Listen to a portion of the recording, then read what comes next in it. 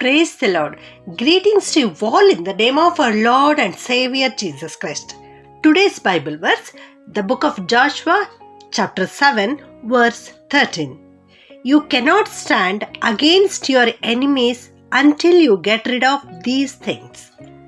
ಯೆಹೋಶುವನ ಗ್ರಂಥ 7ನೇ ಅಧ್ಯಾಯ 13ನೇ ವಚನ. ನೀವು ಅದನ್ನು ತೆಗೆದು ಹಾಕುವವರೆಗೂ ಶತ್ರುಗಳ ಮುಂದೆ ನಿಲ್ಲಲಾರಿರಿ. ಈ ಮಾತನ್ನು ಯೆಹೋವ ದೇವರು ಯೆಹೋಶುವನಿಗೆ ಹೇಳ್ತಾ ಇದ್ದಾರೆ. ನೀವು ಅದನ್ನು ತೆಗೆದು ಹಾಕಬೇಕು. ಯಾವುದನ್ನು ತೆಗೆದು ಹಾಕಬೇಕು ಅಂದರೆ, ಅಲ್ಲಿ ಶಾಪಕ್ಕೆ ಕಾರಣವಾಗಿರ್ತಕ್ಕಂಥ ಯಾವುದೋ ವಸ್ತು ಇಸ್ರಾಯೇಲ್ರ ಮಧ್ಯದಲ್ಲಿದೆ, ಅದನ್ನು ತೆಗೆದು ಹಾಕುವವರೆಗೆ ನೀವು ಶತ್ರುಗಳ ಮುಂದೆ ನಿಲ್ಲಲಿಕ್ಕೆ ಸಾಧ್ಯವಿಲ್ಲ ಎಂಬುದಾಗಿ ಇಲ್ಲಿ ದೇವರು ಹೇಳ್ತಾ ಇದ್ದಾರೆ ಪ್ರಿಯರೇ. ಹೌದು, ಇವತ್ತು ನಮ್ಮನ್ನು ನಾವು ಕೂಡ ಪರೀಕ್ಷೆ ಮಾಡಿಕೊಳ್ಳಬೇಕು. ದೇವರಿಗೆ ವಿರೋಧವಾದುದು, ಪಾಪಮಯವಾದಂಥ ಯಾವುದಾದ್ರೂ ನಮ್ಮ ಹತ್ತಿರ ಇರುವುದಾದರೆ ಅಲ್ಲಿವರೆಗೂ ನಾವು ಜಯವನ್ನು ಸಾಧಿಸಲಿಕ್ಕೆ ಸಾಧ್ಯವಿಲ್ಲ, ಆರೋಗ್ಯವನ್ನು ಪಡೆದುಕೊಳ್ಳಲಿಕ್ಕೆ ಸಾಧ್ಯವಿಲ್ಲ. ಶಾಪ ನಮ್ಮ ಮೇಲೆ ಬರುವಂಥದ್ದಾಗಿದೆ ಪ್ರಿಯರೇ. ಇಲ್ಲಿ ಯಾವ ಶಾಪ ಬಂದಿದೆ, ಯಾರು ಪಾಪ ಮಾಡಿದ್ದಾರೆ, ಇದನ್ನು ನಾವು ತಿಳಿದುಕೊಳ್ಳಬೇಕಾದ್ರೆ 6ನೇ ಅಧ್ಯಾಯಕ್ಕೆ ಬರಬೇಕು ಪ್ರಿಯರೇ.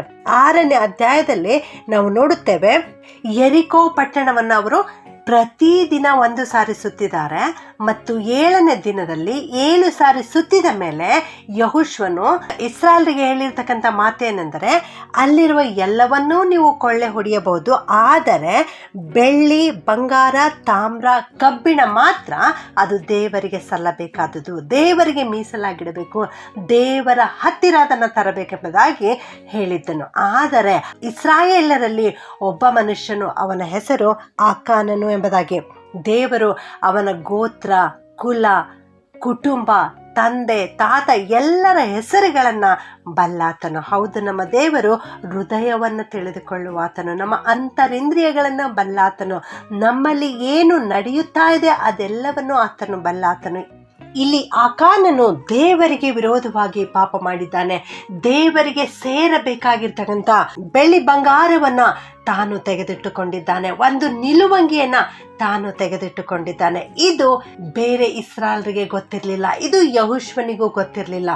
ಈ ಯೆರಿಕೋ ಪಟ್ಟಣವನ್ನು ಸ್ವಾಧೀನಪಡಿಸಿಕೊಂಡ ಮೇಲೆ ಇನ್ನು ಮುಂದೆ ಇರ್ತಕ್ಕಂಥ ಒಂದು ಊರು ಸಣ್ಣ ಊರಾಗಿತ್ತು. ಆ ಊರಿನ ಹೆಸರು ಆಯಿ ಎಂಬುದಾಗಿ. ಈ ಆಯಿ ಪಟ್ಟಣವನ್ನು ಸ್ವಾಧೀನಪಡಿಸಿಕೊಳ್ಳಬೇಕಾದ್ರೆ ಯೆಹೋಶುವನು ಮೊದಲು ಕೆಲವು ಜನರನ್ನು ಕಳುಹಿಸುತ್ತಾನೆ, ಅವರನ್ನು ನೋಡಿಕೊಂಡು ಬರಲಿಕ್ಕೆ ಹೇಳ್ತಾನೆ. ಅವರು ನೋಡಿಕೊಂಡು ಬಂದು ಹೇಳ್ತಾರೆ, ಅಲ್ಲಿರುವ ಜನರು ಬಹು ಸ್ವಲ್ಪ ಜನರು, ನಮ್ಮಲ್ಲಿರುವ ಎಲ್ಲರೂ ಹೋಗುವುದು ಅವಶ್ಯವಿಲ್ಲ, 2 ಅಥವಾ 3 ಸಾವಿರ ಮಂದಿ ಹೋದರೆ ಸಾಕು ಎಂಬುದಾಗಿ ಅವರು ಸಲಹೆಯನ್ನು ನೀಡುತ್ತಾರೆ. ಅದೇ ಸಲಹೆಯ ಮೇರೆಗೆ ಕೇವಲ 3,000 ಜನರು ಆ ಪಟ್ಟಣಕ್ಕೆ ವಿರೋಧವಾಗಿ ಹೋದಾಗ ಅವರು ಆಯಿ ಪಟ್ಟಣದವರಿಗೆ ಬೆನ್ನು ತೋರಿಸುವಂತಾಯಿತು. ಅವರು ಸೋತು ಹೋದರು ಪ್ರಿಯರೇ.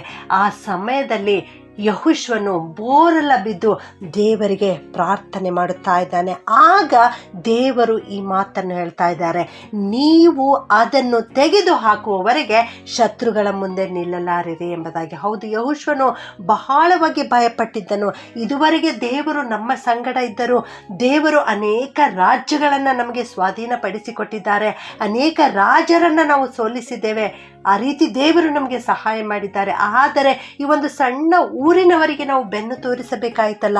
ಈ ವಿಷಯವನ್ನು ಇನ್ನೂ ಉಳಿದ ಬೇರೆ ದೇಶಗಳವರು ಕೇಳಿಸಿಕೊಂಡು ನಮ್ಮ ಮೇಲೆ ಬಿದ್ದು ನಮ್ಮನ್ನು ನಾಶ ಮಾಡುತ್ತಾರಲ್ಲ, ದೇವರೇ ನಿನ್ನ ಮಹಾನಾಮಕ್ಕೋಸ್ಕರ ಏನು ಮಾಡುವೆ ಎಂಬುದಾಗಿ ಪ್ರಾರ್ಥನೆ ಮಾಡುತ್ತಾನೆ. ಹೌದು, ನಮ್ಮ ತಂದೆಯಾದ ದೇವರ ನಾಮ ಮಹಾನಾಮ, ಶ್ರೇಷ್ಠವಾದ ನಾಮ.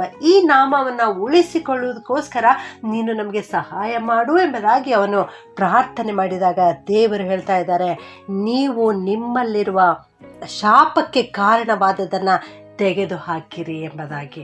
ಆಗ ದೇವರ ಮಾತಿನ ಮೇರೆಗೆ ಯೆಹೋಶುವನು ಎಲ್ಲ ಜನರನ್ನ ಗೋತ್ರ ಗೋತ್ರವಾಗಿ, ಕುಲ ಕುಲವಾಗಿ, ಕುಟುಂಬವಾಗಿ, ವೈಯಕ್ತಿಕವಾಗಿ ಕರೆದಾಗ ಆಕಾನನು ಎನ್ನುವಂಥ ವ್ಯಕ್ತಿ ಸಿಕ್ಕಿ ಬೀಳ್ತಾನೆ. ಆಗ, ಮಗನೇ, ನೀನು ದೇವರಿಗೆ ವಿರೋಧವಾಗಿ ಯಾವ ತಪ್ಪು ಮಾಡಿದಿ ಎಂಬುದಾಗಿ ಯೆಹೋಶುವನು ಕೇಳಿದಾಗ ಆಕಾನನು ಒಪ್ಪಿಕೊಳ್ಳುತ್ತಾನೆ. ದೇವರಿಗೆ ಸೇರಬೇಕಾದ ಬೆಳ್ಳಿ ಬಂಗಾರವನ್ನು ನಾನು ಹುದುಗಿಸಿಟ್ಟಿದ್ದೇನೆ ಎಂಬುದಾಗಿ ದೇವರ ಮುಂದೆ ಒಪ್ಪಿಕೊಳ್ಳುತ್ತಾನೆ. ಹೌದು ನನ್ನ ಪ್ರಿಯ ದೇವಜನರೇ, ನಾವೇನಾದರೂ ಇವತ್ತು ದೇವರಿಗೆ ವಿರೋಧವಾಗಿ ಪಾಪವನ್ನು ಮಾಡ್ತಾ ಇದ್ದೇವಾ? ದೇವರಿಗೆ ಸಲ್ಲಬೇಕಾದದನ್ನು ನಾವು ಸಲ್ಲಿಸುತ್ತಾ ಇಲ್ಲವಾ? ನಮ್ಮನ್ನು ನಾವು ಪರೀಕ್ಷೆ ಮಾಡಿಕೊಳ್ಳೋಣ. ಇಸ್ರಾಯೇಲರು ಮಾಡಿರ್ತಕ್ಕಂಥ ತಪ್ಪೇನೆಂದರೆ, ಮೊದಲನೆಯದಾಗಿ ದೇವರಿಗೆ ಸೇರಬೇಕಾದಂಥ ವಸ್ತುಗಳನ್ನು, ದೇವರಿಗೆ ಮೀಸಲಾಗಿಡಬೇಕಾಗಿರ್ತಕ್ಕಂಥ ವಸ್ತುಗಳನ್ನು ತಾವು ಕದ್ದುಕೊಂಡರು. ನಾವೇನಾದರೂ ಈ ರೀತಿ ಮಾಡ್ತಾ ಇದ್ದೇವಾ? ದೇವರಿಂದ ನಾವು ಕದ್ದುಕೊಳ್ಳುತ್ತಾ ಇದ್ದೇವಾ? ಏನನ್ನ ಕದ್ದುಕೊಳ್ಳುತ್ತಾ ಇದ್ದೇವೆ? ಹೌದು, ವಿಶೇಷವಾಗಿ ದೇವರು ನಮಗೆ ಕೊಟ್ಟಿರ್ತಕ್ಕಂಥ ಸಮಯವನ್ನು ನಾವು ಕದ್ದುಕೊಳ್ಳುತ್ತಾ ಇದ್ದೇವೆ. ನಾವು ಮೊದಲ ಆದ್ಯತೆಯನ್ನು ದೇವರಿಗೆ ಕೊಡಬೇಕು. ಒಂದು ದಿನದ 24 ತಾಸುಗಳಲ್ಲಿ ಮೊದಲನೆಯ ತಾಸು ನಾವು ದೇವರಿಗೆ ಕೊಟ್ಟು ದೇವರಿಗೆ ಆರಾಧನೆ ಮಾಡಿ, ದೇವರಿಗೆ ಸ್ತುತಿಸಿ ಕೊಂಡಾಡಿ, ನಮಗೆ ಬೇಕಾದದನ್ನು ದೇವರ ಮುಂದೆ ಮೊರೆ ಇಡುವಾಗ ಖಂಡಿತವಾಗಿಯೂ ದೇವರು ನಮಗೆ ಸಹಾಯಕ್ಕೆ ಬರ್ತಾರೆ. ಮತ್ತು ಅವರು ಆ ಆಯಿ ಎನ್ನುವಂಥ ಊರಿಗೆ ಹೋಗುವಾಗ ಸಂಚರಿಸಿ ನೋಡಲಿಕ್ಕೆ ದೇವರನ್ನ ಕೇಳಿಕೊಳ್ಳಲಿಲ್ಲ, ಆದರೆ ತಾವೇ ಹೋಗಿ ನೋಡಿ ಬಂದರು. ಯುದ್ಧಕ್ಕೆ ಹೋಗುವಾಗ ದೇವರೇ ನಮ್ಮ ಸಹಾಯಕ್ಕೆ ಬಾ ಎಂಬುದಾಗಿ ಅವರು ಪ್ರಾರ್ಥಿಸಲಿಲ್ಲ. ಹಾಗೇ ಪ್ರಾರ್ಥಿಸಿದರೆ ದೇವರು ಏನು ಉತ್ತರ ಕೊಡ್ತಾ ಇದ್ದರು. ಆದರೆ ಇವರು ಆ ರೀತಿ ಮಾಡದೆ ತಾವೇ ಯುದ್ಧಕ್ಕೆ ಹೋದದ್ರಿಂದ ಬೆನ್ನು ತೋರಿಸಬೇಕಾಯಿತು. ಆದುದರಿಂದ ನನ್ನ ಪ್ರಿಯ ದೇವಜನರೇ, ನೀವು ಯಾವ ಕೆಲಸಕ್ಕೆ ಕೈ ಹಾಕುತ್ತಿರುವಾಗಲೂ ಕೂಡ ಮೊದಲು ದೇವರ ಮುಂದೆ ಆ ವಿಷಯವನ್ನು ತಂದು ಇಡಿರಿ. ದೇವರಿಗೆ ಪ್ರಾರ್ಥನೆ ಮಾಡಿರಿ. ದೇವರು ನಿಮಗೆ ಸಲಹೆಯನ್ನು ಕೊಡ್ತಾರೆ. ಆತನು ಉತ್ತಮ ಆಲೋಚನಾಕರ್ತನಾಗಿದ್ದಾರೆ. ನಿಮಗೆ ನೀವು ಮಾಡಬೇಕಾದ ಕಾರ್ಯವನ್ನು ಆತನು ತಿಳಿಸಿಕೊಡ್ತಾರೆ. ಆದುದರಿಂದ ಇವತ್ತು ನಮ್ಮನ್ನು ನಾವು ಪರೀಕ್ಷೆ ಮಾಡಿಕೊಳ್ಳೋಣ.